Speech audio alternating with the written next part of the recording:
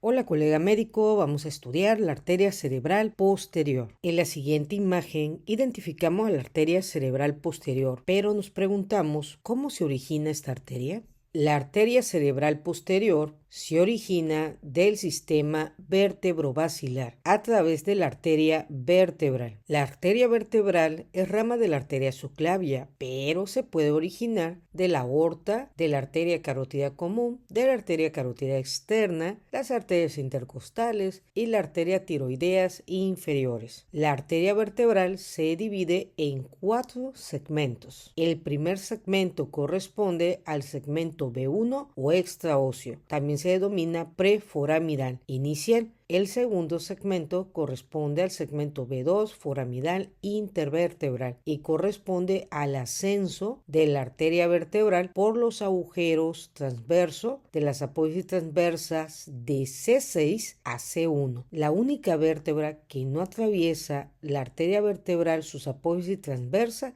es la C7, porque los agujeros transversos son pequeños. El tercer segmento es el segmento B3 extraespinal o dural horizontal y el cuarto segmento corresponde al segmento B4 o intradural, donde la arteria vertebral penetra la dura madre e ingresa a la porción craneana. El segmento B1 o extraóseo no emite ramas. El segmento B2 o foraminal origina la arteria meningia, que irriga la dura madre del agujero occipital o magno. También origina las arterias musculares que irrigan a los músculos profundos del cuello y se anastomosa en la región occipital con las ramas de la arteria carótida externa. Así también origina las arterias radiculares que irrigan a la médula en la región cervical. El segmento B3 o extraespinal origina las arterias meningias que irrigan a la dura madre del piso posterior de la base del cráneo y se anastomosa con las arterias meningias, ramas de la arteria carótida externa. Así también esta región B3 origina las arterias radiculares, ramas de la arteria espinal posterior. Y el segmento B4 o intradural o intracraniano va a originar dos arterias importantes: la arteria espinal anterior, que vasculariza el bulbo raquídeo, y la arteria inferoposterior cerebelar. En esta imagen identificamos el cuarto segmento vertebral B4. Observamos cómo asciende, origina una flexura y se introduce por la dura madre craneal para ingresar al cráneo, originando a la rama meningia anterior y a la rama meningia posterior, que vasculariza el piso posterior de la base del cráneo y el agujero magno. Ahora vamos a estudiar el segmento B4 de la arteria vertebral. En la siguiente imagen identificamos a la arteria espinal anterior. Observamos cómo la arteria vertebral origina una rama derecha y una rama izquierda para originar una arteria espinal común entre ambas arterias vertebrales. Esta arteria espinal anterior irriga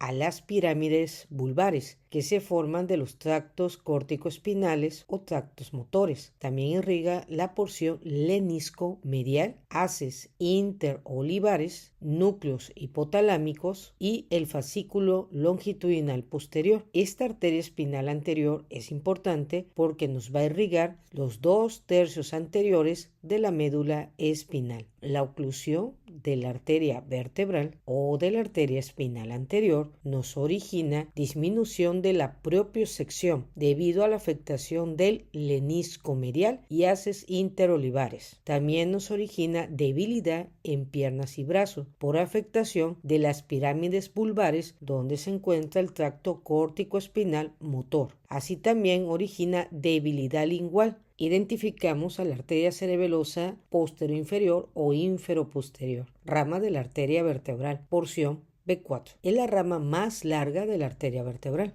Esta arteria cerebelosa inferoposterior irriga la cara lateral del bulbo raquídeo, el vermis inferior, el cuarto ventrículo y la cara inferior de los hemisferios cerebelosos. La oclusión de la arteria inferoposterior cerebelosa nos origina el síndrome de Wallenberg. Es un infarto de la cara lateral del bulbo raquídeo. Es el más frecuente de las afectaciones de la circulación posterior del polígono de Wills y desencadena un cuadro clínico por daño de la porción lateral del bulbo raquídeo. En esa porción, las estructuras afectadas corresponden al ramo espinal del trigémino, a la vía espinotalámica, al núcleo ambiguo del vago, a los pedúnculos cerebelosos inferiores y las fibras simpáticas descendentes. Al lesionarse estas estructuras, se origina la semiología del síndrome de Waldenberg, que consiste en que el paciente presenta dolor facial hiperorbitario, nitasmo horizontal, desviación tónica de la mirada, ataxia ipsilateral, diplopía, vértigo, náusea, síndrome de Horner,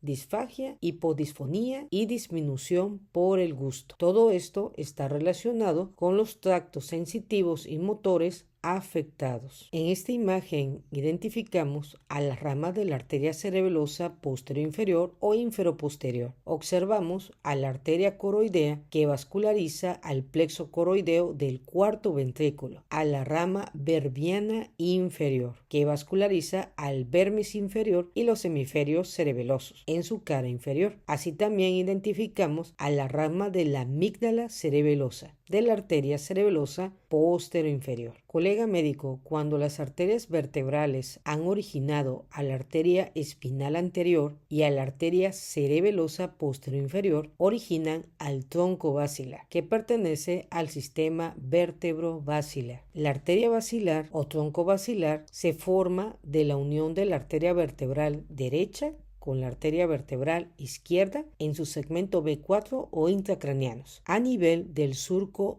bulbopontino. Este surco es el que separa el bulbo raquídeo del puente. Y la arteria basilar asciende por la cara anterior de la protuberancia anular o puente. La mayoría de las personas, la arteria basilar se desvía hacia la derecha. Esta arteria basilar vasculariza al tallo cerebral, al bulbo raquídeo, al puente y al mesencéfalo. Así también envía vascularización al cerebelo y a la corteza cerebral en el lóbulo occipital y temporal. La arteria basilar a nivel de la fosa interpeduncular se bifurca, originando a las arterias cerebrales posteriores derecha e izquierda. Ahora vamos a estudiar a la arteria basilar. ¿Qué ocurre si presenta oclusión en su trayecto? Si la arteria basilar se ocluye a nivel de su porción proximal donde se origina, el paciente presenta ataxia de las extremidades, debilidad para la aducción, parálisis facial, debilidad branquial, crural y facial, oftalmoplegia internuclear y disminución de la propiocepción por la afectación de los núcleos motores y sensitivos en el nivel proximal. Si se ocluye en su porción media, el paciente presenta ataxia de extremidades, oftalmoplegia internuclear, paresia de los músculos branquiales, crural y facial, disminución de la propiocepción, disminución del reflejo corneal, el síndrome de Horner y el mentón desviado ixolateral. Si la oclusión se origina en su porción distal antes que se bifurque en las arterias cerebrales posteriores, el paciente presentará ataxia de extremidades, oftalmoplegia internuclear, paresia braquial, crural y facial y disminución de la propiocepción. La arteria basilar en su trayecto origina ramas perforantes o pontinas. En esta imagen identificamos a las ramas perforantes. Estas ramas perforantes vascularizan al puente y el segmento superior del tallo cerebral. La arteria basilar origina a la arteria cerebelar inferoanterior. Acuérdate que la arteria cerebelar posterior inferior se originó de la arteria vertebral. Esta arteria cerebelar inferoanterior se localiza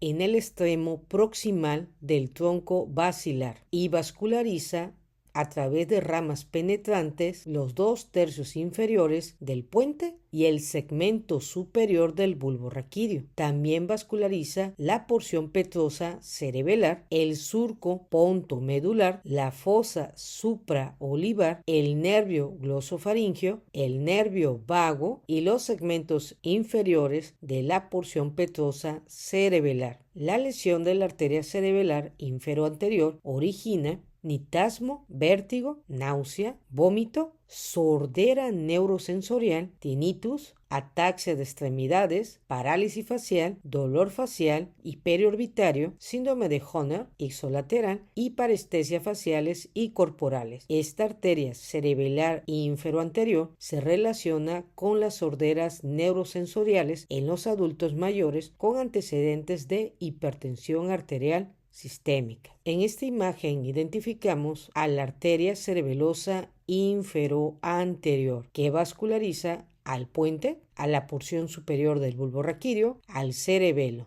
De la arteria basilar origina a la arteria cerebelosa superior, que se localiza por debajo de las arterias cerebrales posteriores. La arteria cerebelar superior irriga a través de las arterias perforantes la porción ventrolateral superior del puente y los núcleos profundos del cerebelo. La oclusión de la arteria cerebelar superior origina ataxia en las extremidades inferiores, oftalmoplegia internuclear, propiocepción disminuida, disminución del reflejo corneal y el síndrome de Horner. En esta imagen observamos a la arteria cerebelosa superior, así como sus ramas para el vermis superior a través de la arteria vermiana superior. Identificamos a la rama lateral marginal de la arteria cerebelosa superior que vasculariza los hemisferios del cerebelo. La arteria basilar en su porción media origina las ramas perforante posterior que emergen de la cara posterior del tronco basilar y vascularizan al diencéfalo y el mesencéfalo. La arteria basilar a nivel del surco mesencefálico se bifurca para dar origen a las arterias cerebrales posteriores derecha e izquierda que forman parte del sistema vértebro-basilar. La arteria cerebral posterior se origina de la bifurcación de la arteria basilar o tronco basilar y otorga la circulación posterior del encéfalo. Vasculariza al tallo cerebral, al puente y al mesencéfalo. Origina los plexos coroideos tercer ventrículo y vasculariza al lóbulo occipital, parietal y temporal. La arteria cerebral posterior se divide en 4 segmentos: segmento P1, P2, P3 y P4.